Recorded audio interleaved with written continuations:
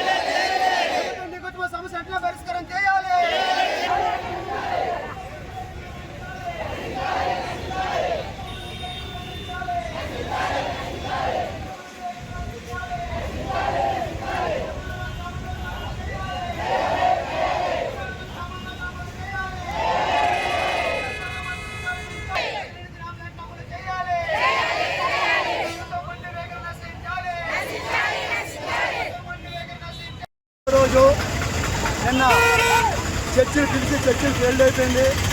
ఈరోజు మేము శ్రీకాకుళం మున్సిపాలిటీలో మానవహారం తయారు చేసాం. మానవహార కార్యక్రమం అయిన తర్వాత ఈ ప్రభుత్వం దిగొచ్చి మా నాయకులతో సంప్రదించి చేయకపోతే మాత్రం సమాన పని సమాన వేతనాలు పర్మనెంట్గా చేయాలని, సిపిఎస్ రద్దు చేయాలని, ఇంజనీర్ కార్మికులకి స్కిల్ అన్స్కిల్ ఇవ్వాలని, పార్కులో పనిచేసిన వాళ్ళకి, స్కూల్లో పనిచేసిన వాళ్ళకి కనీసం అమలు చేయాలని ఈ 13 డిమాండ్లు మేము సమ్మెలో ఉన్నాము. ప్రభుత్వం దిగొచ్చి మా సమస్యల పరిష్కారం చేయకపోతే ప్రజల మద్దతు, పక్క కార్మికుల మద్దతు తీసుకొని మళ్ళీ నువ్వు వాటర్ కానీ, కరెంటు కానీ, పర్మనెంట్ వర్కులు కూడా మేము పంపిణీ చేస్తామనుకుని మా నాయకులు మాకు పిలిపించారు. లేనివాడు మాత్రం ప్రజలకు ఇతనే సమాధానం చెప్పుకోవాలి. మన కరోనా కూడా వచ్చి ఉన్నాయి, ప్రజలు కూడా దృష్టిలో పెట్టుకొని పండుగలు కూడా చెత్తలు పెరిగిపోయి ఉన్నాయి. ఆ చెత్తలు కూడా మనసులో పెట్టుకొని గవర్నమెంట్ దిగొచ్చి మా సమస్యల పరిష్కారం చేయకపోతే మాత్రం రేపటి నుండి మా సమ్మె మాత్రం ఉత్తేజం తెలియపరుస్తున్నాం. నా పేరు N Balaram, AP municipal federation union CIT అనుబంధం జిల్లా ప్రధాన కార్యదర్శిని. పట్టణ పారిశుద్ధ్య వర్కర్లు 9వ రోజు ప్రభుత్వం 2 సార్లు చర్చలు పిలిచి పనులకు వెళ్ళిపోతే మీ సమస్యలు ఏమైనా చూస్తామో మీరు పనులు తక్షణమే చేయాలని చర్చలు పిలిచి విఫలమైపోయింది. కాబట్టి ఈ పోరాటాలు ఉధృతం చేస్తున్నారు. దీని ముఖ్య ఉద్దేశం ఏంటంటే మా డిమాండ్లు పరిష్కరించారు. ఆయన వచ్చిన పరిపాలనలో మీరు రాగానే మిమ్మల్ని పర్మనెంట్ చేస్తాను బాధ్యత వర్గని మాట ఇవ్వడం జరిగింది. సమాన పని సమాన జీతం ఇస్తామని మాట ఇవ్వడం జరిగింది. సిపిఎస్ రద్దు చేస్తామని ఆయన మాట ఇవ్వడం జరిగింది. కాబట్టి ఈరోజు పారిశుద్ధ్య వర్గలు ప్రతి ఏటా ప్రతి ఒక జిల్లాలో 2.5 సంవత్సరం, 3.5, 4 సంవత్సరాలు మేము ఓట్లు పట్టాము. 4.5 సంవత్సరాలు అయిపోవస్తుంది.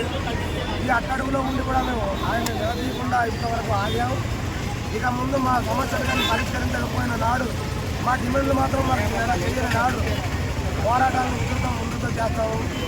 రానున్న కాలానికి ఈ ప్రభుత్వంలో ఎవరికి ప్రజలు జరిగిన కూడా ఆ ప్రభుత్వంలో మీరే భరించి అందుతుందని తెలియజేస్తున్న అభ్యర్థి